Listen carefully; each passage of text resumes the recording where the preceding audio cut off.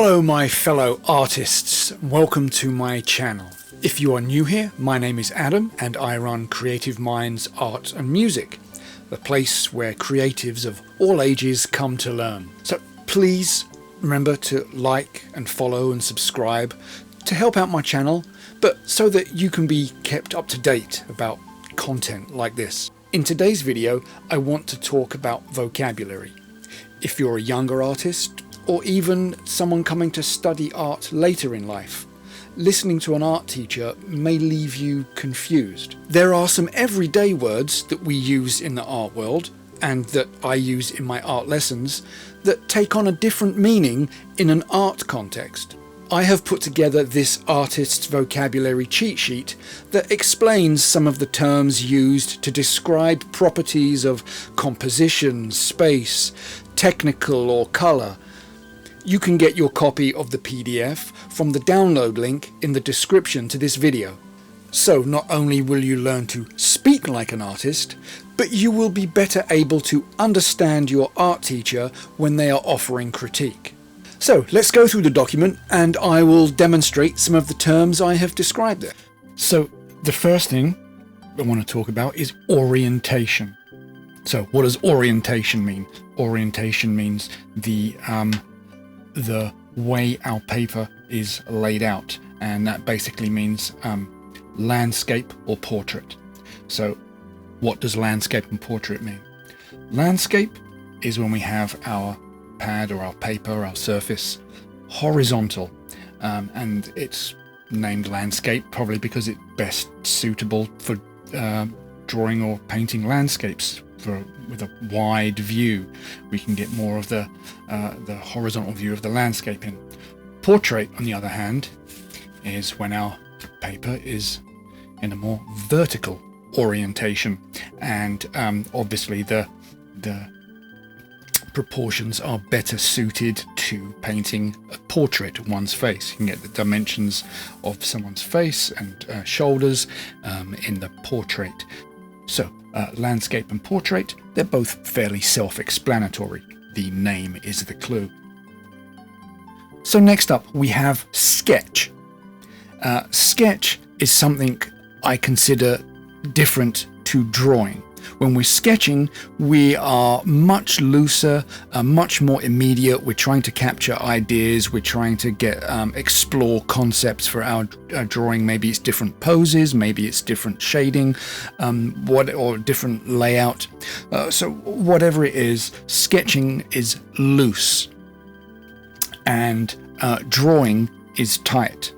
It doesn't have to always be like that. You could have a very loose drawing style, but in general terms, that's how I define things now. A sketch could be, we sketch very loosely, and we're exploring the general layout and shape of something and the overall lighting. So we could create a very loose sketch. Whereas if we were going to do a drawing, now a drawing is going to be more tight, we're going to be more considered, more deliberate with our pencil marks, and we may add more considered shading. I'm not going to get into it here, but the difference between loose and tight doesn't really relate to the fit of your jeans. It's how accurate and considered our pencil marks are. Similarly, weight. Weight is not how much the scales show we weigh. Weight, again, is heavy and light, but relating to the quality of the pencil mark. So a light touch would be something very, very faint. We do our guides. I try and tell my students, use a very light guidelines when we're sketching out stuff. We use very, very light guidelines to construct an object that we're trying to depict. Heavy will relate to a heavier line, thus a darker line. So dark, heavy, light, light. But it sort of relates more to the pressure on the pencil that I'm pushing down on. So Again, fairly self-explanatory, but not really relating to the actual weight in kilograms or pounds of something, more to do with the weight of pressure I'm putting on my pencil to create a given mark. Composition. Composition is the arrangement and placement of visual elements on the paper or canvas.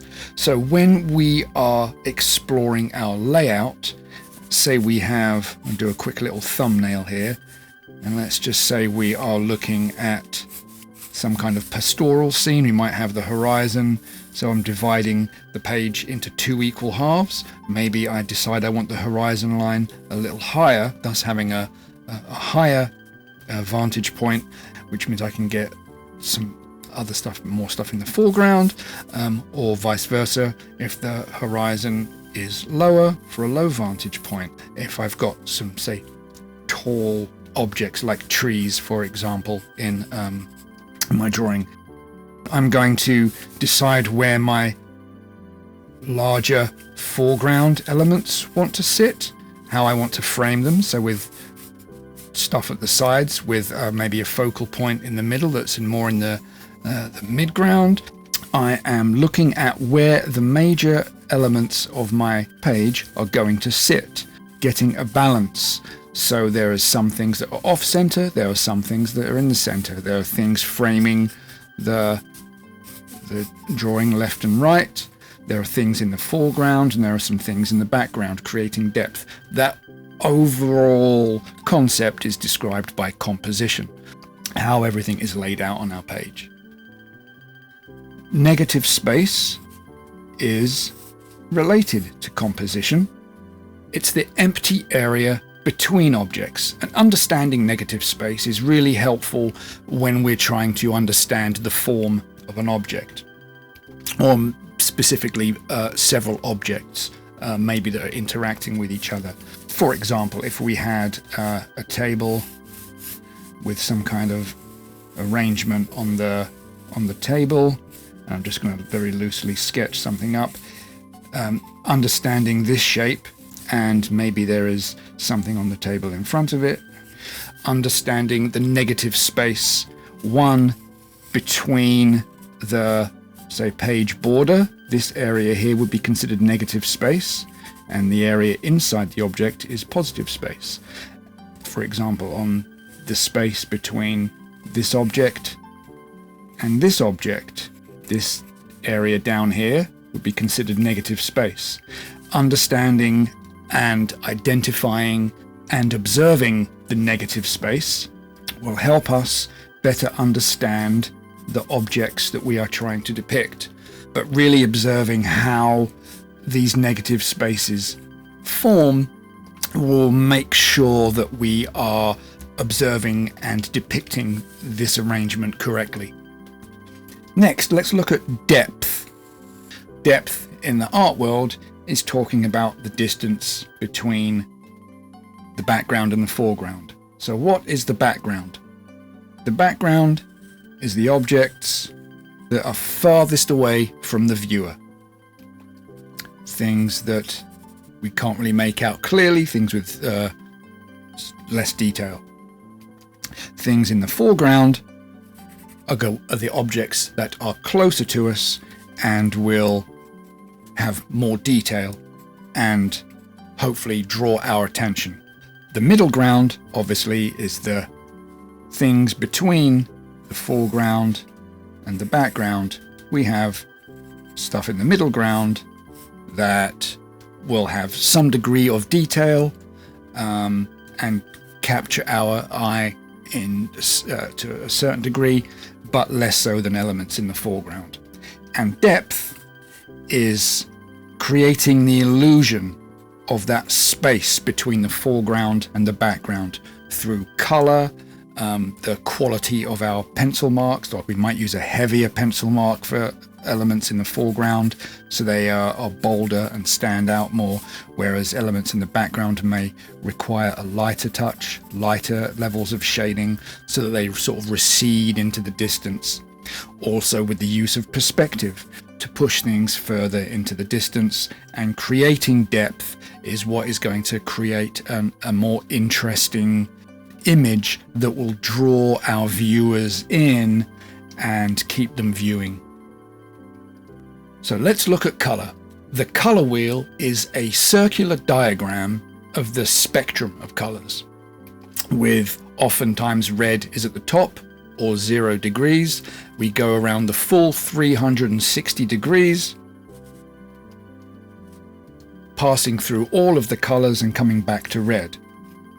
Understanding the color wheel is useful for artists, I would say imperative for artists, because it shows the relationships between primary and secondary and tertiary colors, and all the rules of color theory are built upon a foundation of understanding the color wheel.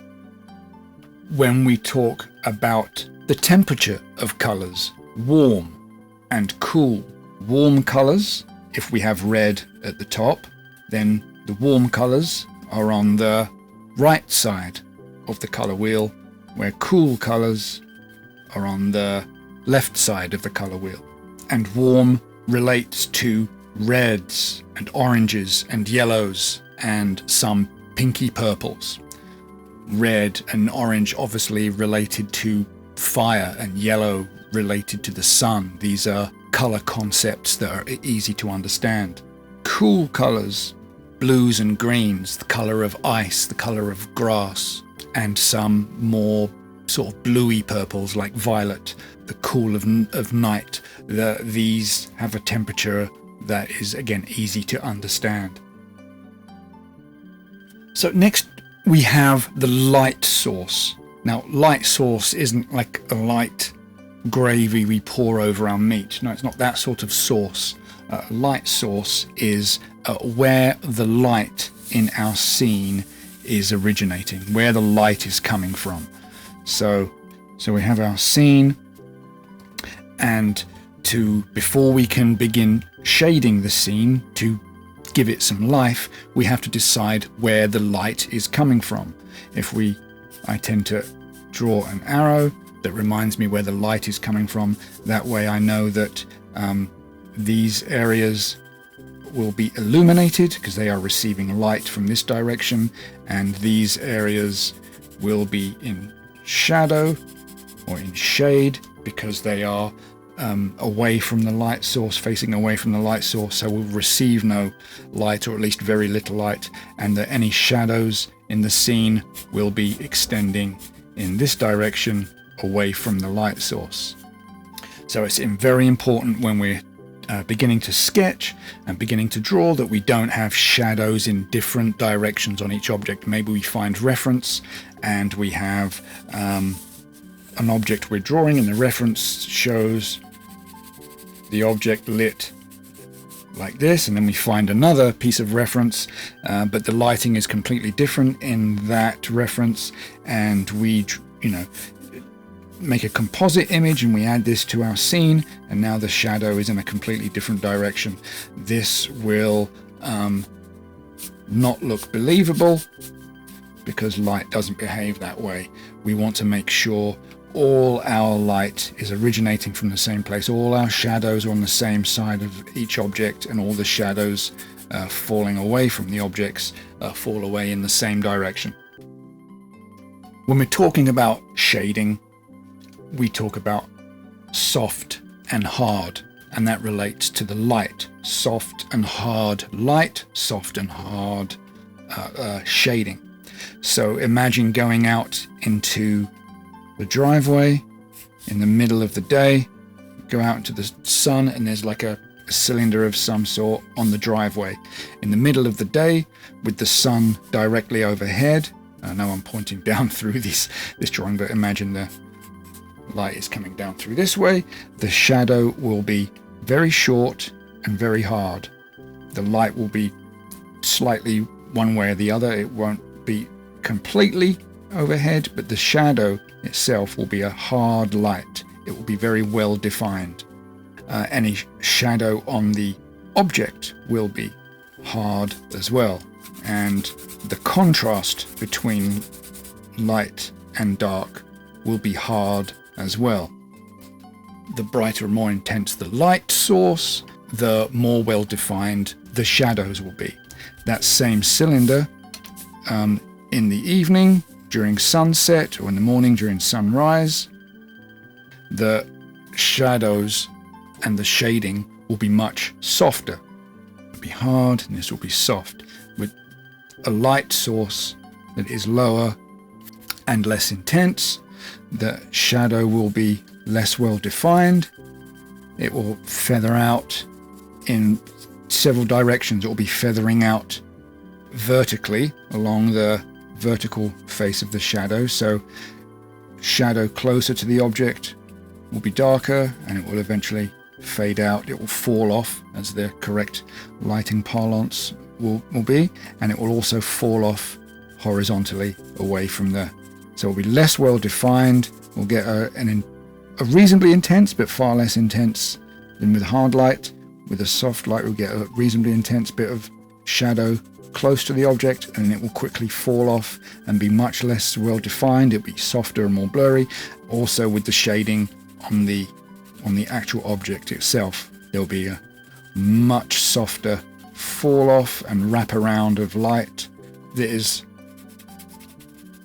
so things to pay attention to when looking at reference material, when rendering your shadings, and also when concepting what time of day, what quality of light is in the scene. It could be a low light scene where there is very little light and everything is almost in shade with a few specks of light.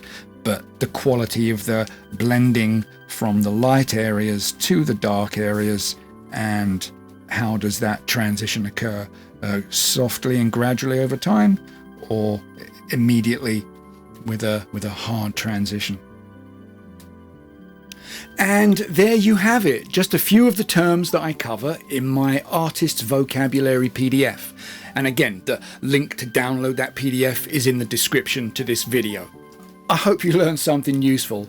Maybe have an aha moment, you know, like, oh, that's what they meant when they said that, right? And if you have some terminology of your own that you like to use, then let's keep the conversation going. Leave a comment down below. And if you want to connect with me online, you can find me at Twitter and Instagram and all that. Say hi, ask questions. Let me know what you're working on. It's social media. Don't be antisocial. Anyway, I'm Adam from Creative Minds Art and Music. Thanks for watching. And until next time, let's keep it sketchy.